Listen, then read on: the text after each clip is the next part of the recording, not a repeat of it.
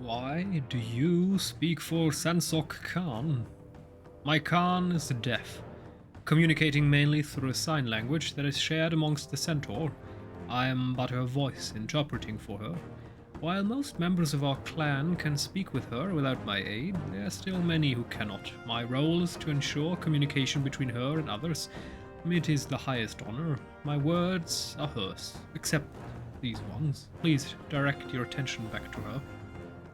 You know, something you might have noticed in this add-on, we already had lesbian couples and two male gays, and all of that is beautiful in the sense of these people exist in the real world. There are some who don't want that. A lot of conservative people don't like the idea of it, and they're trying to never speak about it. So I like the idea that the developers are trying to include minorities into a game. The question at times is just, how do we do that? For example, in many movies, in many recent movies or television series, they tried to make a strong female lead hero, and then in the end, they kind of forgot to write a good story, and then you have this incredibly powerful, omnipotent, all-defeating superhero, Rey, not Skywalker. Yeah, that was an entire tragedy. It was a perfect Mary Sue arc, meaning there was no story at all. And that's a bit of a problem. It's a good idea to try to implement minorities into projects like this, so people, especially those who do not get to, well, live or experience those people or with these people. For example, some people say, I never heard of a lesbian couple, blah, blah, blah. And then they try to excuse their bad behavior towards them. So it's always a good idea if you try to force people at least to acknowledge the fact that this exists. Especially in the Western world, it's not that complicated, but if you look at a certain world championship right now, at a certain country, and there were interviews where officials of the government said that gay people are, I quote, possessed by demons and should be I'm not going to even pronounce that. You can guess what I was about to quote. And those people claim that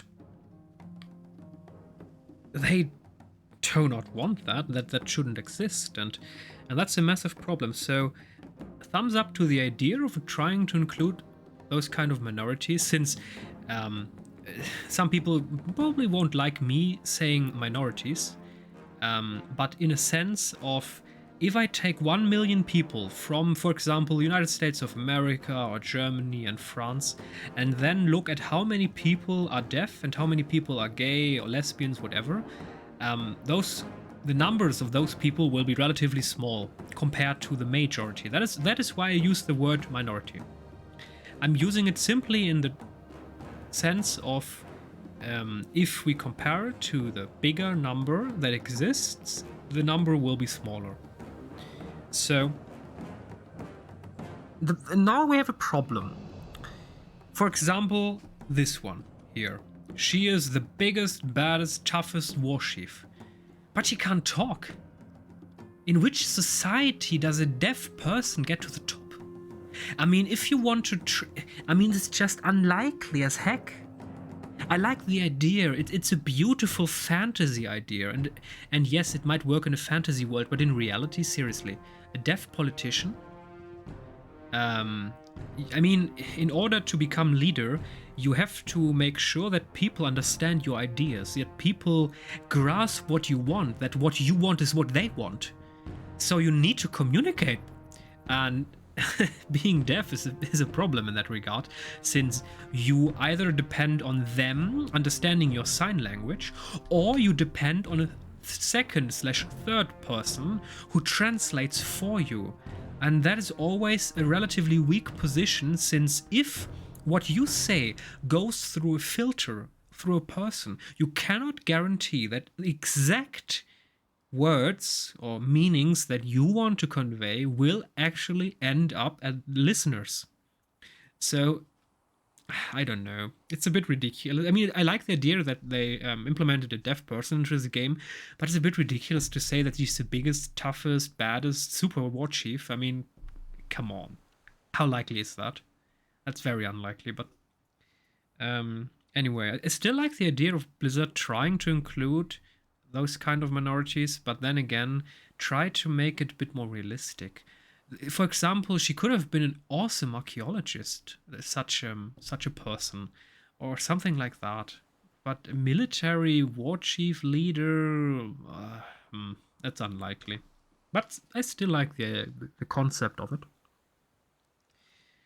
And we definitely need to try to spread that, since it's not only a problem when we talk about gays, lesbians, or alternative sexual orientations, and in certain countries, like where the World Championship is right now, and in certain countries, that is punishable by law. Some countries even punish that by death. And they also, these countries treat their women as dirt, basically. There are many countries on Earth where women either only have official rights, even though factually they have no rights at all. That is also possible. And there are countries where they officially have no rights at all, and factually, of course, not. So what I mean by that is that some countries try to say that women officially have rights, but in practice they have no rights. That I mean with that. And in those countries where even women have no equal rights at all, there we also should try to make sure that if that changes, we should also give minorities like deaf people or alternate sexual orientations, the opportunity to be heard on the world stage. So that will also be considered normal. Since that's the biggest problem, these people are brainwashed. They grow up in a religious society saying gays are evil, they are demonic people. And then these people actually believe that. And that's a problem with brainwashing. It doesn't go away just like that. You can't snap your fingers and suddenly that person will accept your worldview that gay people deserve the same rights as other people. But these people, the problem is they are basically lost. If someone grows up and becomes an adult, and he or she or whatever starts to manifest what they believe to be true, and they get older, 30, 40 years old or older, it's extremely difficult to try to change those basic views upon life. So what is necessary is trying to make sure that the younger generations that grow up understand the value of life, and that a sexual orientation doesn't diminish that value in any way.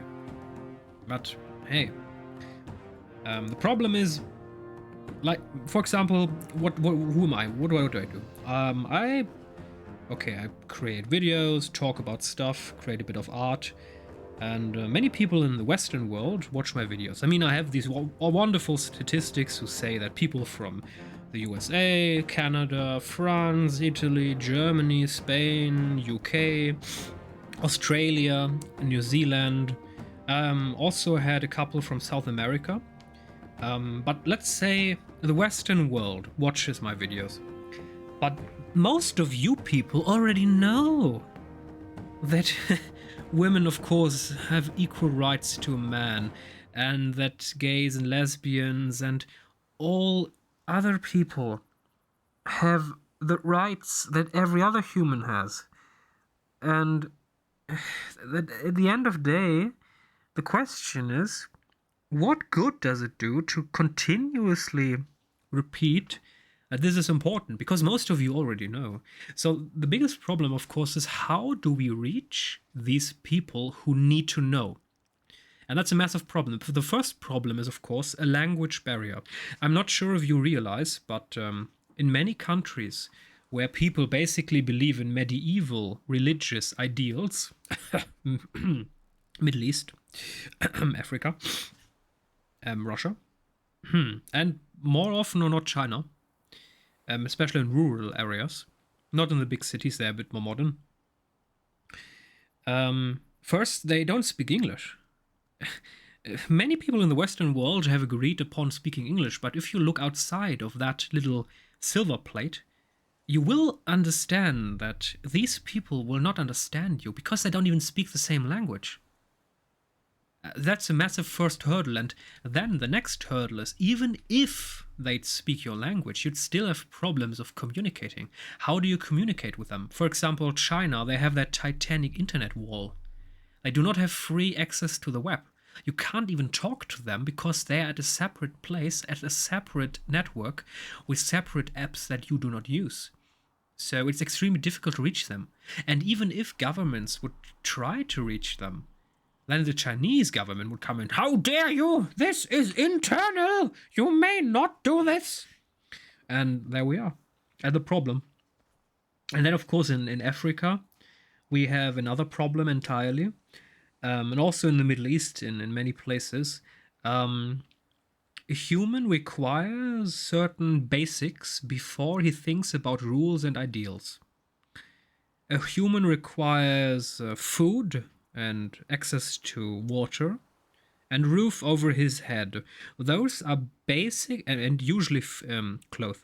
Those are basic needs, and only when those basic needs are fulfilled does this human, I mean, at least if you believe science, start thinking about how do we structure life, how do we structure society. So these people will not give a shit about most what we Western people want or believe in, simply because they have other bigger problems. If someone in Africa is thinking about, oh my goodness, there are warlords capturing girls, selling them as slaves, or I don't have enough food tomorrow, I don't know where I will sleep tomorrow, then those people have bigger problems than our, oh, we need to make sure lesbians have the same rights as ordinary people that get married. To us, that is very important, because it is. Still, those people who do not have the basics of life will not give a shit, because they do not have access to the basics of life. And then, of course, especially Europe did that, and the USA.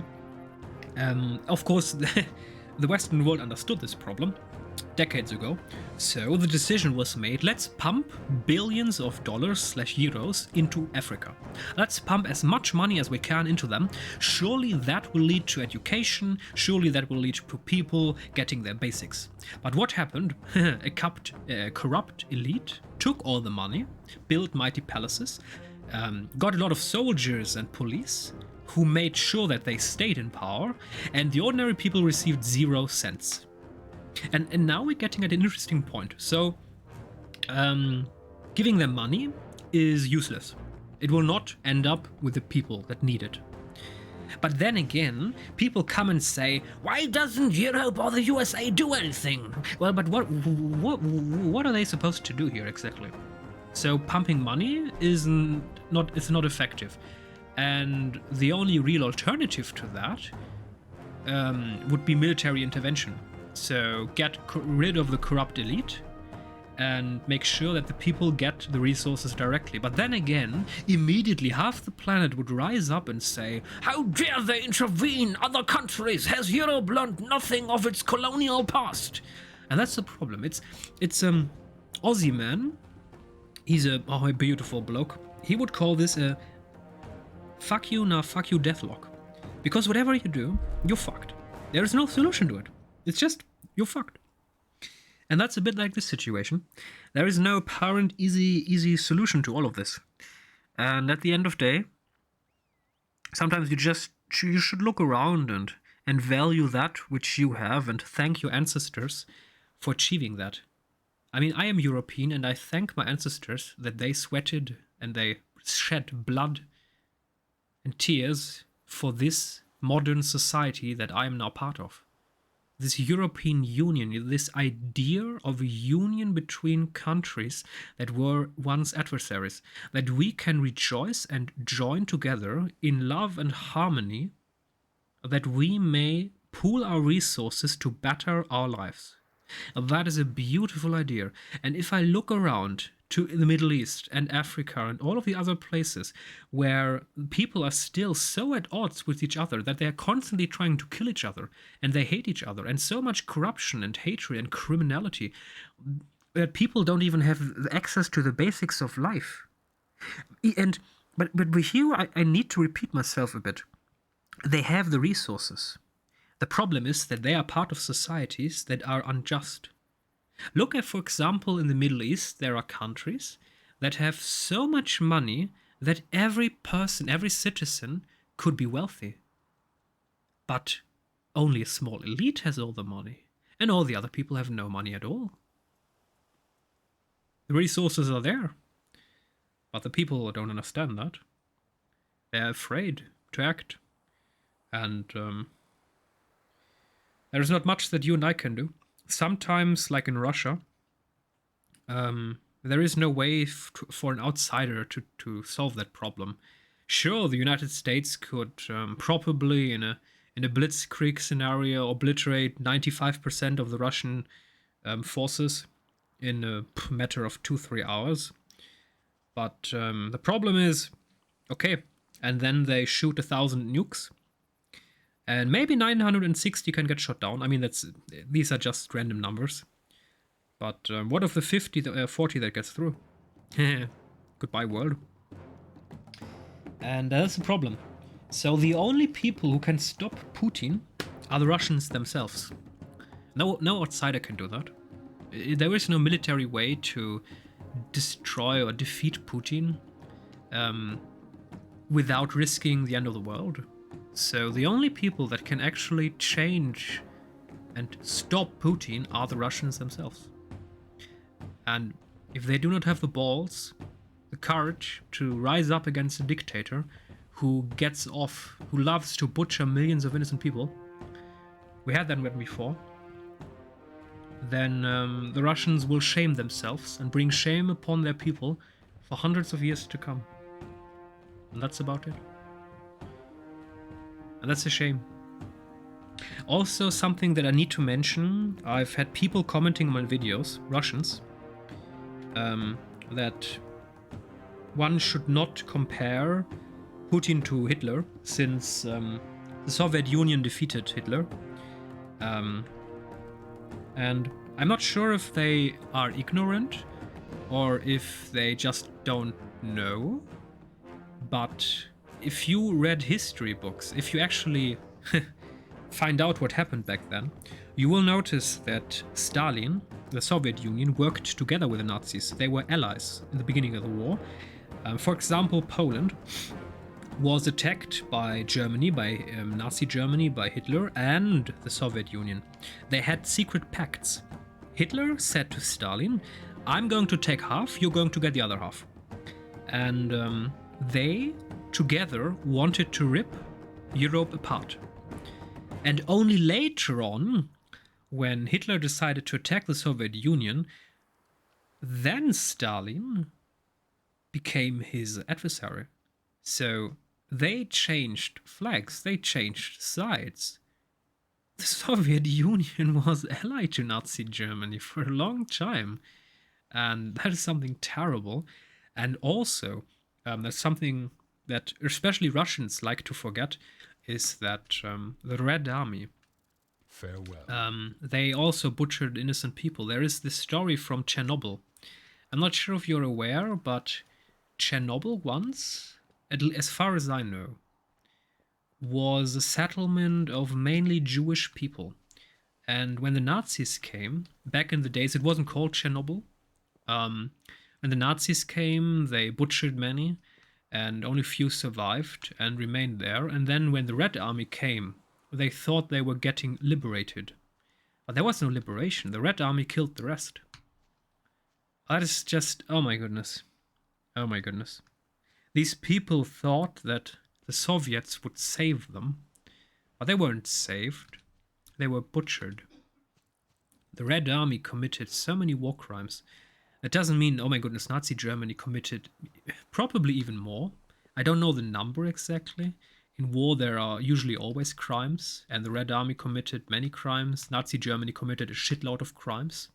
Not only, of course, the brutal massacre of innocent Jews and disabled, and that's something also that many people do not know. The Nazi Germany did not also wanted to kill Jews. They also tried to murder the idea of weak people or disabled people. So if you were physically disabled, if you had an illness, a genetic defect that, well, permanently, how should I phrase it, hindered you in life.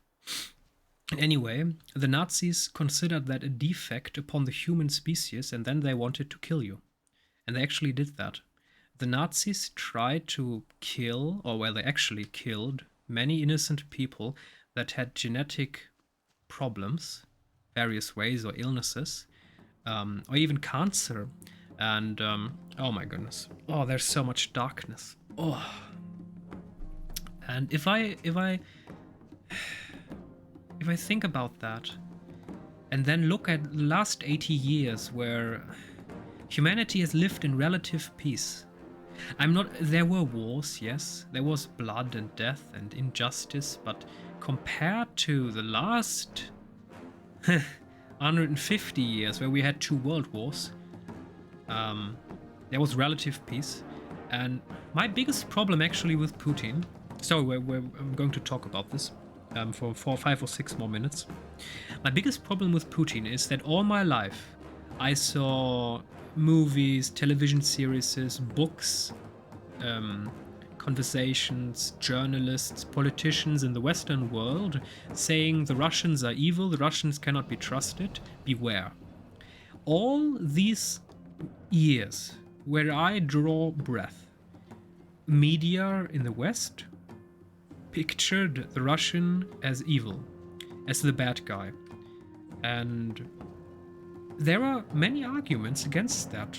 Many arguments that could be said in the way of, you know what?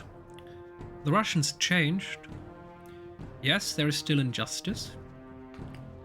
But they have changed and they are still changing, and we should give them a chance. We can trust them to a certain degree. And then Putin came with his wars. It didn't start in Ukraine. I'm not sure if you realize, but for many years now, Putin has, whenever he needed strength internally, politician, on a political scale, he started attacking neighbors and conquering them, and then implementing little puppet dictators that belonged to him. And the war in Ukraine, the invasion in this year, finally proved that all of these people, all of these years, who said that the Russians are the bad guys, they were actually right. This is what I just don't understand. Russia had the chance to show the world we are not the bad guys. The US, they are wrong. Give us a chance. And Putin went, "Oh, let's be Sauron and murder all innocent people." I just, what? Why? What? I mean, obviously, he's probably, if the rumors can be trusted, and if I look at footage where he walked and sat, it's quite apparent that he's ill. Whether it's cancer or something else. Some even say that he has the same illness that Hitler had. You know, where at one point your muscles say goodbye. And he probably wants to fulfill, at least that's my theory, he probably wants to fulfill his old dream of a strong Soviet Union. But something that's also quite interesting is if we think about the Soviet Union, if we look at the previous member states, I mean, in the Soviet Union, Russia had nearly all the power and the rest, they didn't matter. And that's exactly how politicians in the Soviet Union, if you even want to call them politicians, acted. The Russians controlled the Soviet Union, and the rest, they were, well, basic slaves, you could say. And if you look at ex-Soviet Union states, for example, the Baltic states, if we look at Ukraine, we look at... why is this laggy? Oh, I thought the game crashed, sorry. Any of these Eastern European states, you will see one striking resemblance in behavior, and that is hatred for the Soviet Union. Because it was an absolute shithole, and those nations are now extremely happy that that shithole is gone. Not the Russians, no, because they profited off the Soviet Union. I will be the greatest hunter this clan has ever seen. And that's a big problem. The Russians would like back this old idea of subjugating their neighbors and using them to better their own lives. I mean, they used the resources of their neighbors to better Russia, and they would like that back. But that is, of course, unjust. That is evil. And... oh my goodness. I mean, Putin proved that Russia is indeed evil. That's so disappointing. Even I, in life, there was a point when I said that... there was a certain Russian politician, a good one, at least if the media can be believed, that was poisoned and then flown to Germany to a hospital. I was one of the people who said, I'm not sure if that was truly Putin's will. What is his gain here? Maybe it was a person in his apparatus who thought it would be what Putin wanted, and he acted out of his own desire. And I tried to find an excuse to the darkness of that situation, because I couldn't really find a logical reason. What advantage did Putin gain by that? Because the world then just hated upon him. And then after the Ukraine war started, I mean, the Ukraine war started years ago, never forget that, but after the full invasion that Russia commenced upon Ukraine started, I understood something. Putin is not about logic. Putin is not about what makes sense. No. He's just about what he wants. And it doesn't need to make sense. And that's a massive problem. That's terrible. Which means that he is unpredictable. And that means that if he believes himself to be cornered, he might lash out with everything that he got. And that is the point where the Russian people must act. It might happen that Putin gets cornered, whatever way, and that he decides to either I go and all of you follow me, or no one goes. And that will maybe be a day when the Russian people will have to rise up. And I'm not only talking about the ordinary citizens at home. No, I'm also talking about soldiers, generals, officers, Secret Service, the Russian. Every one of you has to decide, do I want to support a dictator? You all have a choice. You see, after Nazi Germany was defeated, many Germans said that I didn't know of the concentration camps. I didn't know of the mass murders. I wasn't part of that. And other people in that apparatus of the Nazi Germany, they said, but I only acted what the law commanded me. For example, come on. There were judges who sentenced people to death. For example, because they had a genetic defect. And after the war, the question was, how do we punish these judges? Because there was a law that said that the judges were allowed to do that forced the judges to act. So there were unjust laws. But here now comes the question, what exactly is an unjust law? And how exactly do we punish people for acting upon laws that are unjust? And that was kind of a massive problem. Oh my goodness, what is wrong with the game right now? Logging into game server. Okay.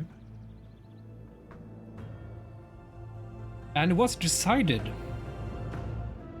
that a law would be used, not written down, no, but out of the natural world.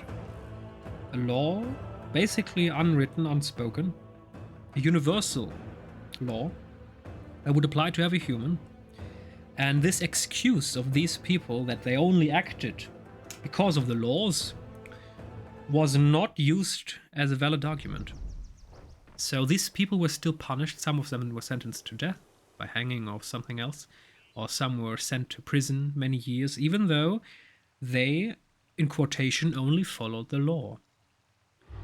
And that's also a problem that we have in Russia and in China and in other places of the world where unjust laws exist and people try to excuse themselves. I only followed the law. Well, ask yourself, if the law that you follow is unjust, what does that say about you? There is actually, in modern Germany, a law that says a soldier who receives an unjust order, for example, shooting civilians, must not obey that order. And you might believe that this is a common thing, but if you look around in the world, ask yourself, how many times does this happen in other countries? And this is very important, that each individual has to ask themselves, what do I do in life? Because there is an easy choice in life. There is only one thing we humans can truly control, and you need to keep this in mind. Whether you do good or evil. And the choice in 99% of the cases is always crystal clear. And if you have reservations about what you do, it's usually already too late. So ask yourself, is that what I do, good or evil? And if your choice is not immediately, in a nanosecond, good, then you should seriously question the path of life you've chosen. Anyway, I need to restart the game. There's obviously something wrong. Maybe the server crashed, I don't know. Sorry for this. Well, no, I'm not sorry.